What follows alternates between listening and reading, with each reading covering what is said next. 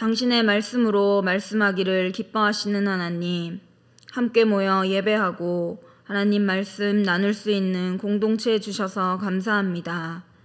하나님, 우리 온사랑교회 하나님과 늘 함께하는 교회 되기 원합니다. 말씀으로 우리의 어려움 극복하게 하시고 예수 그리스도 안에서 문제 해결을 찾게 하시기 원합니다.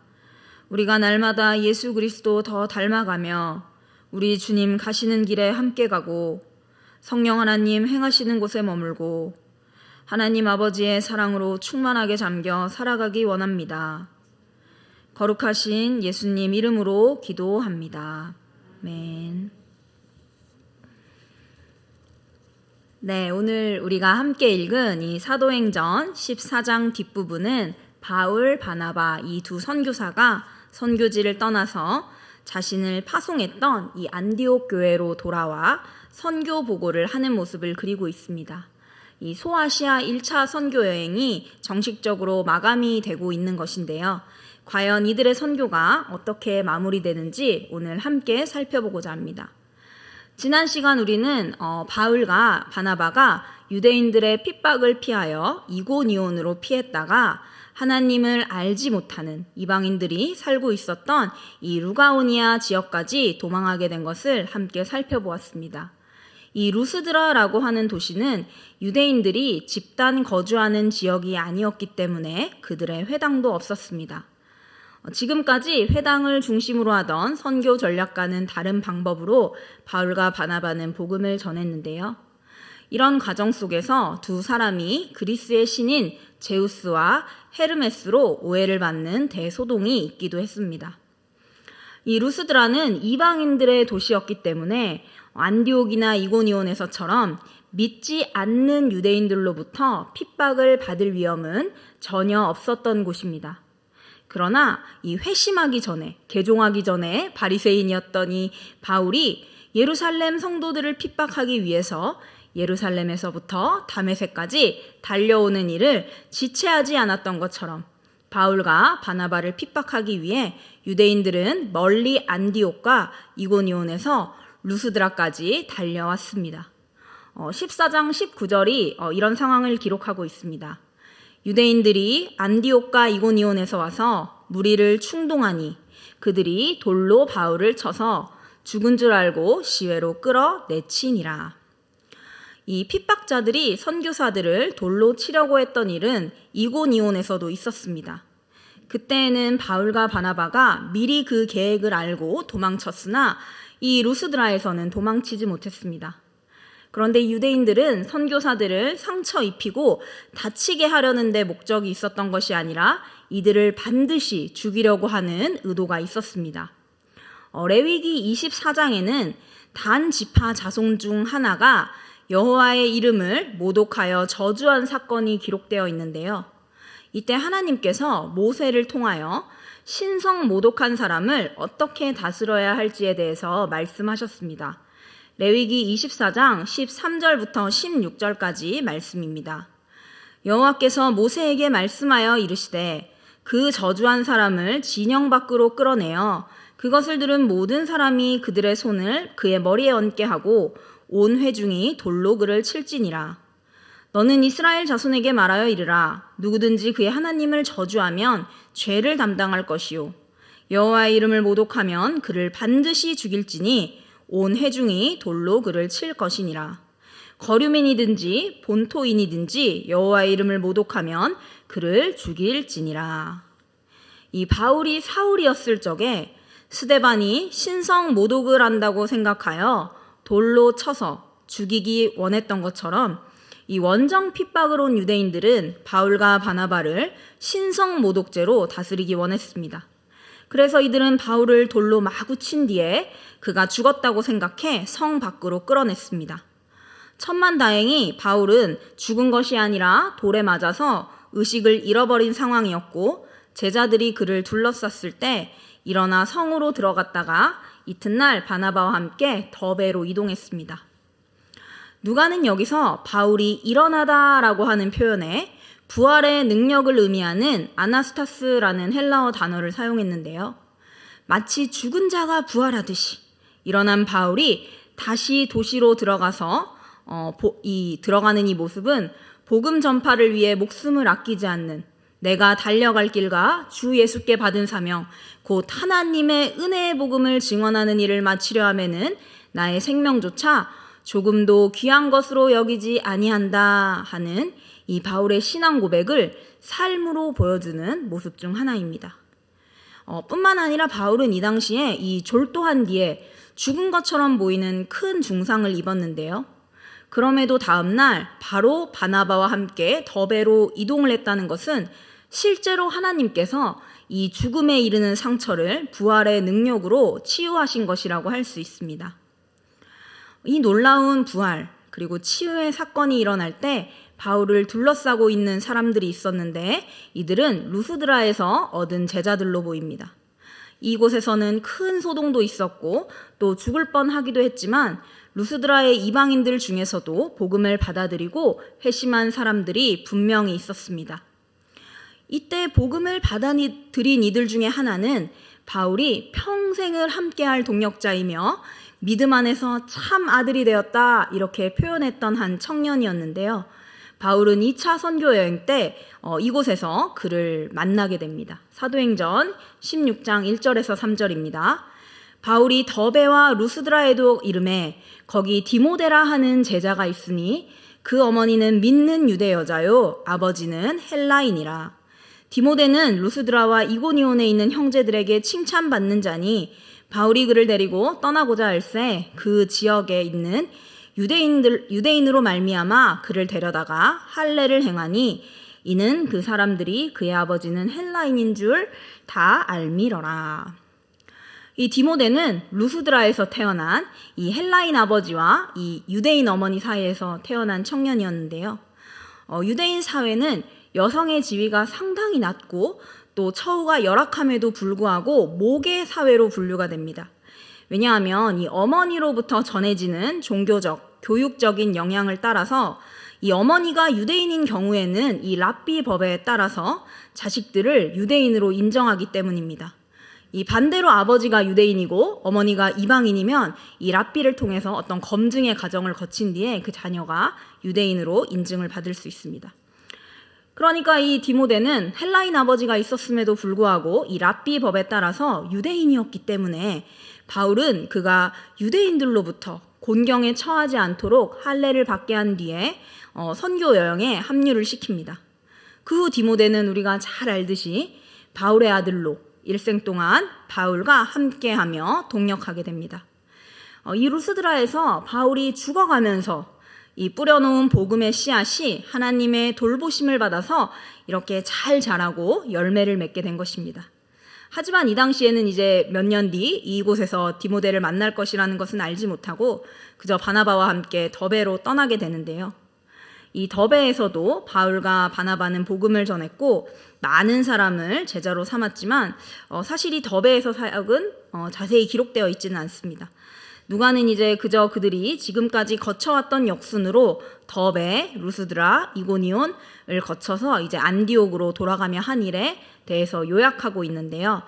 그들이 어떤 사역을 했는지 우리 사도행전 14장 22절에서 23절을 함께 읽도록 하겠습니다. 제자들이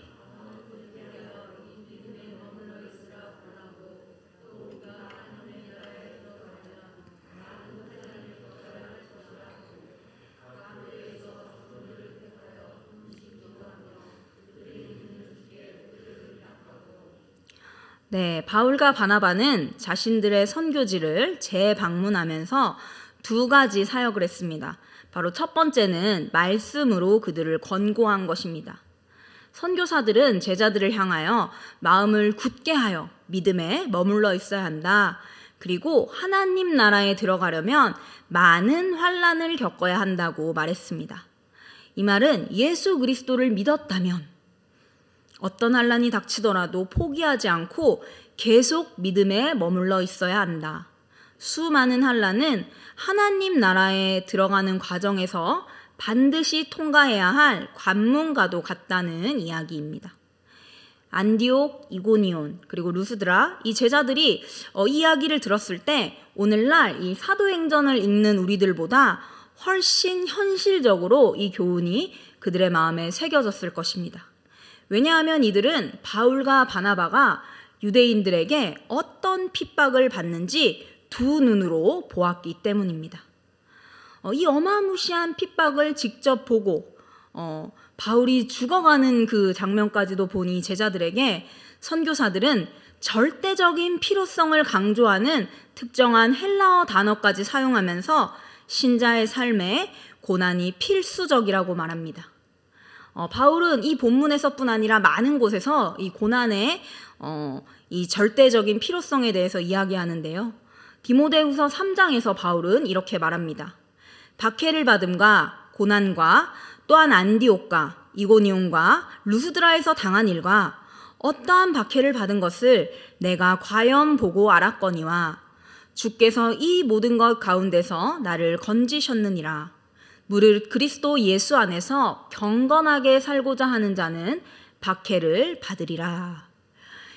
이 안디옥, 이고니온, 루스드라에서 바울이 어떤 일을 당했는지, 어떤 박해를 당했는지 보고 알고 있었던 디모데에게 무릇 그리스도 예수 안에서 경건하게 살고자 하는 자는 박해를 받을 수밖에 없다. 이렇게 말하고 있는 것입니다. 성도의 고난은 주님의 고난을 본받는 필수적인 삶이라고 바울은 정말 여러 번 이야기합니다. 사실 이런 필연적인 고난은 소아시아 성도들에게만 있는 것이 아니라 우리 삶 가운데에서도 당연히 찾아올 수밖에 없습니다. 그러나 이 가운데 우리가 잊지 말아야 하는 중요한 사실이 있는데 바로 하나님께서 우리에게 고난을 극복할 힘을 주신다는 것입니다. 우리가 읽은 성경에서 보니까 바울은 루스드라에서 죽을 뻔했습니다. 얼마나 심각했냐면 그를 죽이려고 했던 유대인들이 바울이 정말 죽었나 보다 이렇게 생각하고 바울을 성 밖에 내다 버렸습니다. 그러나 하나님께서는 부활의 능력으로 그를 일으키실 뿐 아니라 마치 아무 일도 없었던 것처럼 이런 집단 폭행을 이라는 사건이 일어나지 않은 것처럼 이 바울의 몸을 단번에 회복시켜 주셨습니다. 그렇기 때문에 방금 전까지 죽은 것 같았던 사람이 멀쩡히 일어나서 성으로 들어갔고 다음 날에는 자신이 복음을 전해온, 다르게 말하면 자신이 핍박을 받아온 그 선교지로 돌아가서 성도들에게 찾아가서 그리스도인들이 받는 고난에 대해 권면할 수 있었던 것입니다. 이 고난 속에서 바울이 부활의 능력을 체험한 것처럼 모든 신자들은 동일하게 고난 속에서 부활의 능력을 체험합니다. 바울 이전에는 스데반의 박해 속에서 괴로워하고 있었던 예루살렘 교회가 도리어 복음을 전파하게 되는 부활의 능력을 체험했습니다. 선교 여행 이후에는 곳곳에 세워진 이 하나님의 교회들이 고난 속에서 찾아오는 부활의 능력을 체험했습니다. 우리 온사랑 교회는 어떻습니까? 우리가 이 자리에서 다 말할 수는 없지만 저 또한 고난 속에서 부활의 능력을 체험했고 또한 여러분들도 여러분들의 삶에 있는 고난 속에서 부활의 능력을 체험하셨을 것입니다. 성도의 삶에 고난은 필수적입니다. 그리스도를 위하여 너희에게 은혜를 주신 것은 다만 그를 믿을 뿐 아니라 또한 그를 위하여 고난도 받게 하려 하심이라. 하지만 믿음뿐 아니라 고난 역시 하나님께서 주신 귀한 선물이고 은혜입니다. 왜냐하면 우리는 이 고난 속에서 부활의 능력을, 복음의 능력을 체험하기 때문입니다. 바울과 바나바가 선교지에서 행한 두 번째 일은 모든 교회에 장로들을 세우고 기도와 금식으로 그들을 주님께 의탁한 것입니다. 바울과 바나바는 루스드라 교회, 이고니온 교회, 안디옥 교회 장로들을 세웠습니다. 이 자신들이 머물러 있을 때가 아니라 선교 본부인 안디옥 교회로 이 복귀를 하며 장로들을 세운 것을 볼 때 이 교회에서 말씀 사역을 감당할 이 사역자가 없어지니 이를 감당할 수 있는 장로들을 세웠다는 것을 알 수 있습니다. 그렇기 때문에 이 사도행전 본문에는 장로의 자격과 기준이 기록되어 있지는 않아도 이 말씀 사역을 충분하게 감당할 수 있는, 그러니까 바울의 목회 서신인 이 디모데전서 3장 그리고 디도서 1장에 기록되어 있는 이 장로의 기준과 자격에 따라서 이들을 세웠을 것으로 보입니다. 바울과 바나바는 교회들에 한 명의 장로를 세운 것이 아니라 이 여러 명의 장로를 세웠는데요. 이러한 본문에 따라서 이 사도행전에 근거한 장로 제도를 말할 때 한 사람의 지도자에 의해 교회가 통치되는 것이 아니라 책임 있는 사람들, 장로들에 의해 통치되는 복수 장로 제도가 바로 사도행전에서 근거한 장로 제도라고 이야기합니다. 사도행전 15장에서 중요한 신앙적인 문제를 해결하기 위해서 예루살렘 교회의 회의로 사도와 장로들이 모인 것이 이러한 이 복수 장로 제도의 좋은 예라고 할 수 있습니다. 바울과 바나바는 이렇게 세운 귀한 장로들을 위하여서 금식으로 기도하고 교회를 맡기고 난 뒤 또 버가에서도 말씀을 전하고 안디옥으로 돌아오게 됩니다. 이 파송 교회로 돌아온 두 선교사는 하나님께서 함께 행하신 모든 일과 이방인들에게 믿음의 문을 여신 것을 보고합니다. 물론 이들의 이 선교 사역에 있어서 이방인들뿐 아니라 많은 수의 유대인들도 개종을 했었는데요. 안디옥 교회가 이방인 중심의 교회였기 때문에 선교사들을 이 파송한 성도들의 관심 사항을 감안하여서 얼마나 많은 이방인들이 하나님께로 돌아왔는지에 대해서 이제 구체적으로 이 보고했다는 것을 우리가 알 수 있습니다. 그 후 이제 바울과 바나바는 이 본부 교회에서 안식년을 가지면서 함께 말씀을 전하고 또 복음을 전하면서 제자들과 함께 하다가 이 15장에 등장하는 이방인 선교의 큰 문제를 해결하고 다시 선교지로 나가게 됩니다.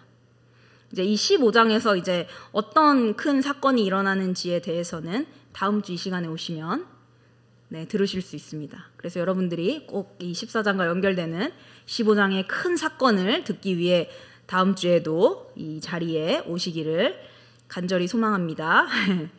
네, 우리가 이 14장을 마무리하면서는 이 복음의 능력, 부활의 능력, 그리고 신자의 삶에 반드시 찾아오는 고난에 대한 이야기를 함께 나누었는데요.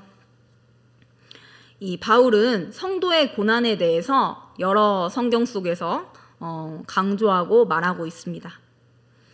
이 하나님 나라를 가는 과정 가운데 예수 믿는 성도는 고난을 받고 환난을 당할 수밖에 없다고 이야기합니다.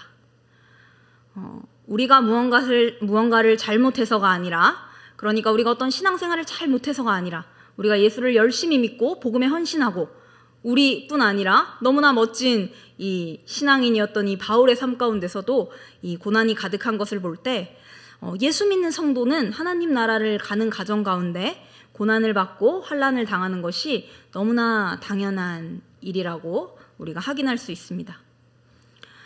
우리에게 이러한 고난이 찾아왔을 때 아무런 문제가 되지 않을 때도 있지만 우리의 마음이 심히 불안하고 흔들릴 때도 있습니다. 왜 이런 차이가 생길까요? 고난의 크기나 종류가 다르기 때문일까요? 우리는 사실 이 문제에 대한 확실한 대답을 알고 있습니다. 어떨 때 고난이 작으면 문제가 되지 않고 고난이 크면 큰 문제가 되어서 내가 낙심하는 것이 아니라 사실 우리가 복음의 능력에, 부활의 능력에 사로잡혀 있을 때는 아무리 큰 고난이 찾아온다고 하더라도 전혀 문제가 되지 않습니다. 핍박을 당하고 고난을 당하고 병들고 매맞고 모욕받고 심지어 죽임을 당한다고 하더라도 하나님 나라를 바라보면 다 괜찮습니다. 사도 바울은 이런 믿음을 가지고 있었기 때문에 그렇게 복음에 사로잡혔기 때문에 자신의 생명조차 아끼지 않을 수 있었습니다. 그는 죽었지만 부활의 능력으로 다시 일어났기 때문에 자신을 돌로 치고 내던졌던 그 루스드라 성으로 다시 들어갈 수 있었습니다. 만일 우리에게도 이러한 믿음이 있다면 어떤 고난도 우리의 삶에 문제가 되지 않을 것입니다. 그러나 우리에게 이러한 믿음이 없다면 너무나 슬프게도 우리는 작은 일에도 흔들리고 쓰러지고 넘어지고 억울해할 수밖에 없습니다.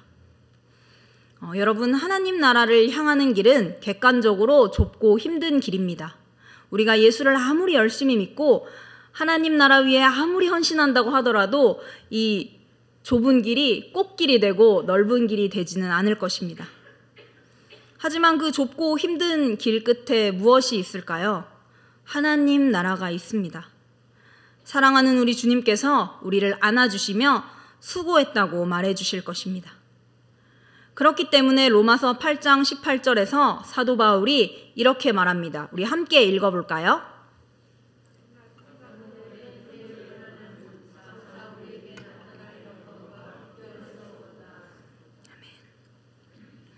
우리도 하나님 나라를 바라보며 예수 그리스도와 함께 고난을 받으면 죽어도 영광이라고 생각할 수 있을 것입니다.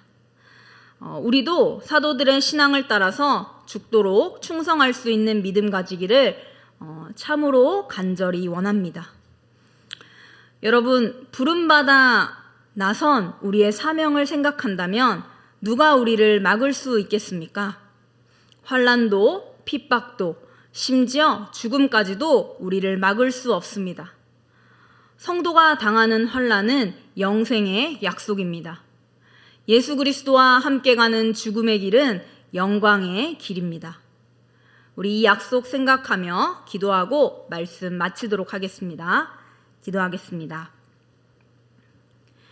복음의 능력으로 우리를 일으키시는 하나님, 예수 그리스도의 고난에 동참하는 것이 우리의 영광인 줄 알게 하시기 원합니다.